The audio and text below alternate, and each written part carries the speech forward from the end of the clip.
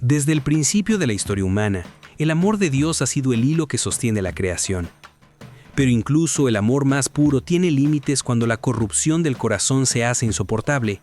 Hay momentos en la Biblia donde el cielo mismo parece contener la respiración, cuando el Creador, lleno de dolor, decide actuar con justicia. No por venganza, sino porque su santidad no puede ser burlada.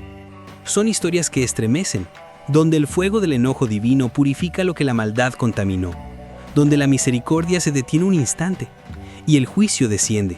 5 veces en que Dios se enfureció, 5 advertencias que aún resuenan. La primera sucedió en los días de Noé. Génesis 6 dice que el Señor vio que la maldad del hombre era mucha sobre la tierra y que todo designio de su corazón era de continuo el mal. Dios miró lo que había creado y sintió tristeza. No era ira ciega, era desilusión divina. El mundo que debía reflejar su bondad se había llenado de violencia. Los poderosos oprimían a los débiles, los pensamientos eran oscuros, el amor se había vuelto mercancía. Entonces Dios dijo: borraré de la faz de la tierra al hombre que he creado. Las nubes comenzaron a formarse, el cielo se oscureció, el rugido de la tormenta era el eco de la justicia que venía. Pero incluso en su enojo, Dios encontró a uno justo, Noé. Un hombre que caminaba con él mientras el resto se reía. Día tras día Noé levantaba el arca y cada golpe de martillo era una advertencia al mundo. Nadie escuchó. Cuando la lluvia cayó, ya era demasiado tarde. El diluvio no fue un acto de odio, fue una limpieza. Las aguas borraron la corrupción y dieron a la tierra una nueva oportunidad. Así es la ira de Dios. No destruye por placer, destruye para volver a empezar. El diluvio duró 40 días y 40 noches. El sonido del agua cubriendo montes fue como un juicio cantado. Dentro del arca, el silencio solo era roto por el suspiro de los sobrevivientes. Afuera, el mundo desaparecía, y cuando las aguas retrocedieron, el arco iris se alzó en el cielo como una promesa. Dios no volvería a destruir la tierra de ese modo. Su enojo había sido grande, pero su misericordia aún mayor. La primera lección estaba escrita en el horizonte. Cuando la maldad se multiplica, Dios no calla, pero incluso en su ira deja una puerta abierta para el arrepentimiento. La segunda vez que el fuego de Dios se encendió fue en el desierto. Israel acababa de ser liberado de Egipto. Habían visto el mar abrirse, habían comido pan del cielo, habían bebido agua de la roca, y aún así murmuraron. Números 11 dice que el pueblo se quejó, y el Señor lo oyó, y su ira se encendió, y el fuego del Señor consumió los extremos del campamento. Era el mismo fuego que antes los había guiado por la noche, ahora convertido en juicio. Se quejaron del maná, del camino, de la vida. Querían regresar a la esclavitud solo porque la esclavitud tenía sabor a carne. La ingratitud fue la chispa que encendió la ira divina. Dios los había liberado del látigo, y ellos extrañaban el yugo. Moisés intercedió y el fuego se apagó. Pero la lección quedó marcada. La libertad sin fe se convierte en desierto sin rumbo. Mientras el pueblo avanzaba, su corazón seguía dividido. En Sinaí, el mismo Dios que los había salvado hablaba con Moisés. El cielo temblaba, pero abajo el pueblo se desesperó por la espera. Reunieron oro, lo fundieron y formaron un becerro. Éxodo 32 dice que Dios le dijo a Moisés: se han corrompido pronto. Se han hecho un becerro de fundición y le han ofrecido sacrificios.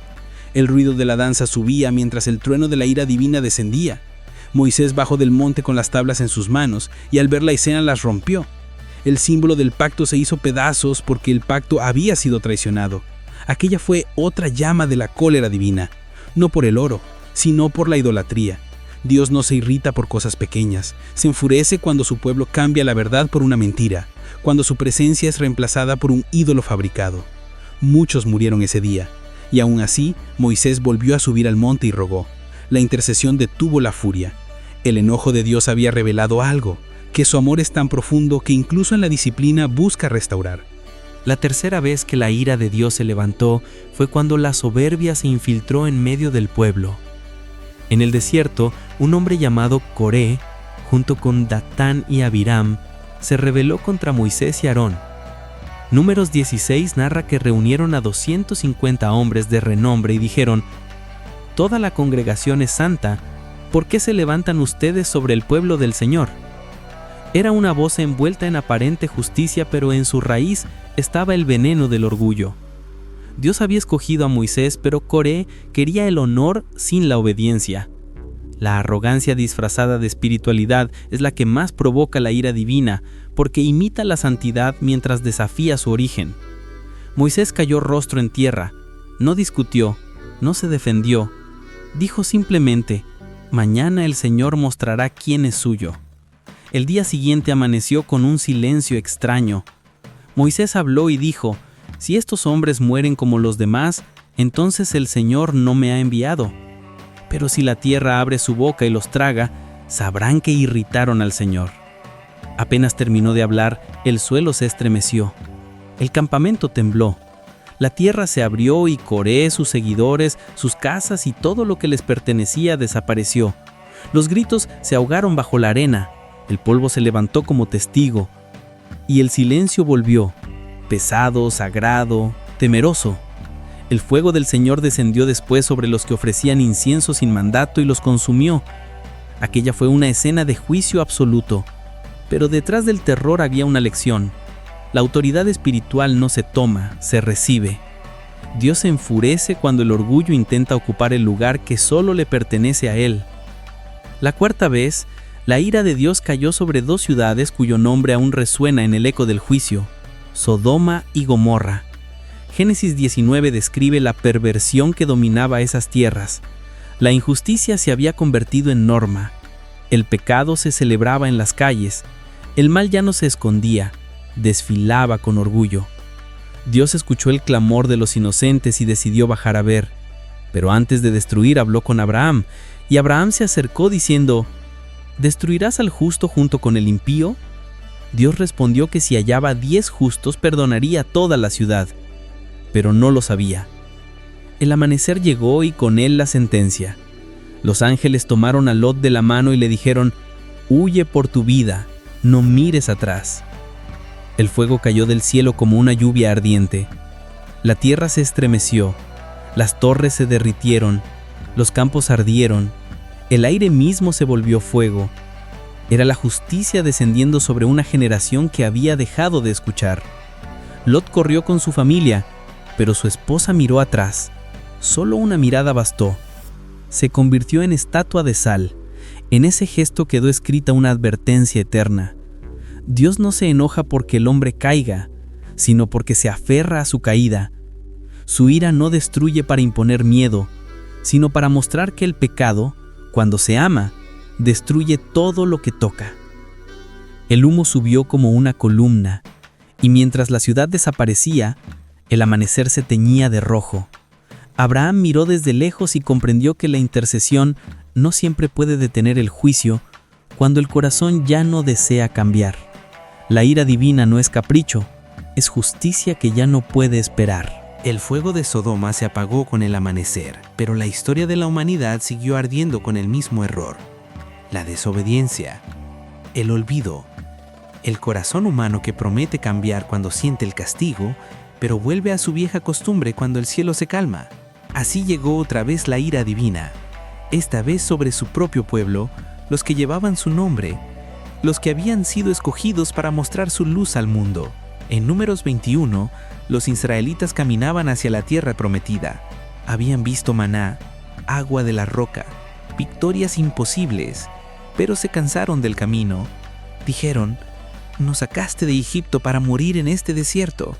No hay pan ni agua. Nuestra alma aborrece este pan liviano. Era el pan del cielo, el regalo de Dios. Despreciado. Entonces el Señor envió serpientes ardientes entre el pueblo y mordieron a muchos. El veneno corrió por sus cuerpos como una verdad amarga. La ira divina no cayó en forma de fuego, sino de serpientes. Cada mordida era un espejo de la lengua que había murmurado.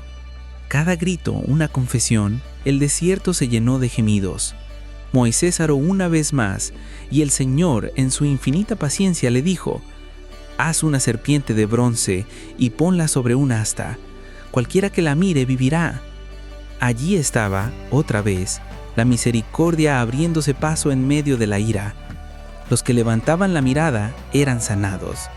Los que insistían en mirar abajo morían. Dios estaba enseñando que incluso cuando su enojo se enciende, el remedio siempre está al alcance de la fe. La ira no destruye a quien se arrepiente, destruye al que persiste en el desprecio.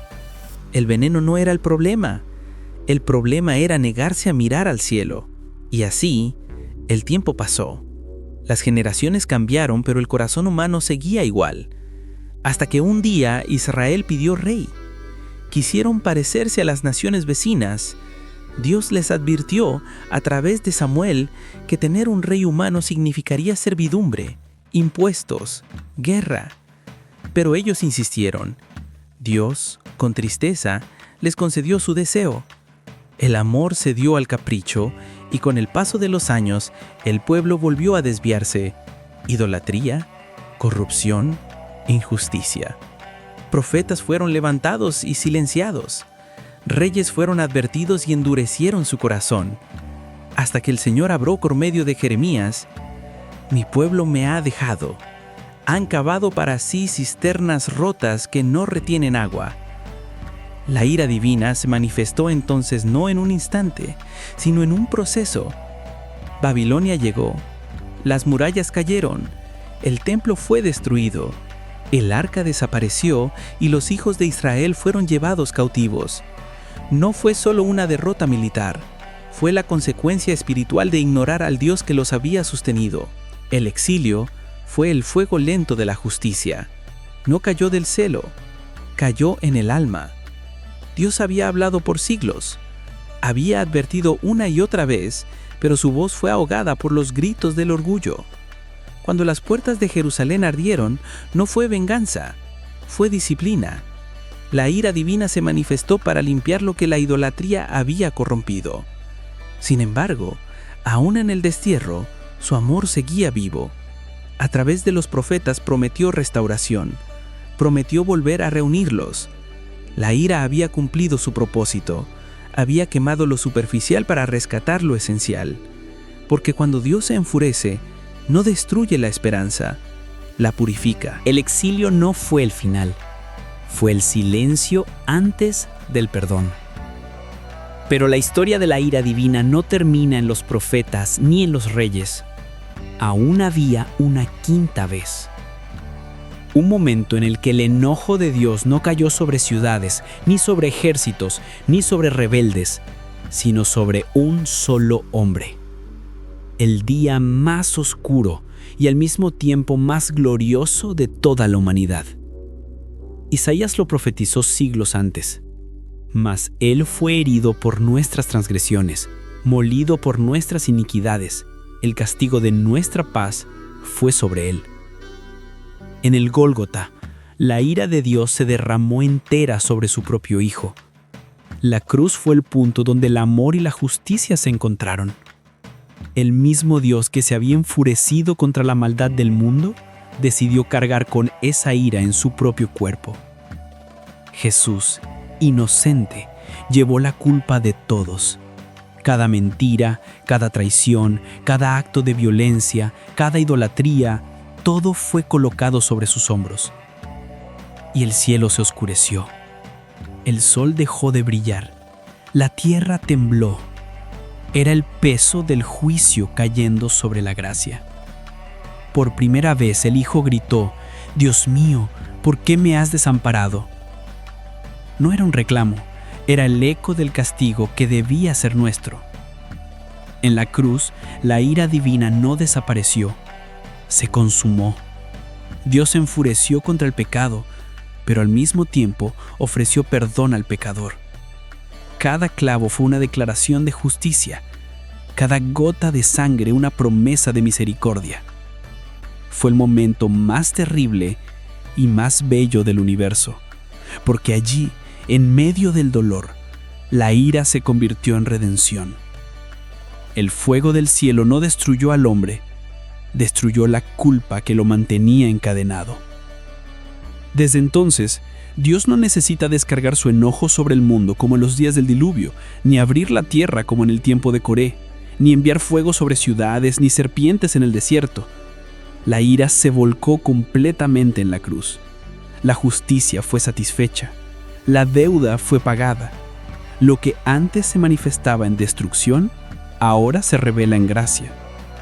Pero eso no significa que haya desaparecido. Significa que fue redirigida. Quien rechaza esa gracia, quien menosprecia el sacrificio, camina hacia la misma ira que un día ardió sobre Sodoma.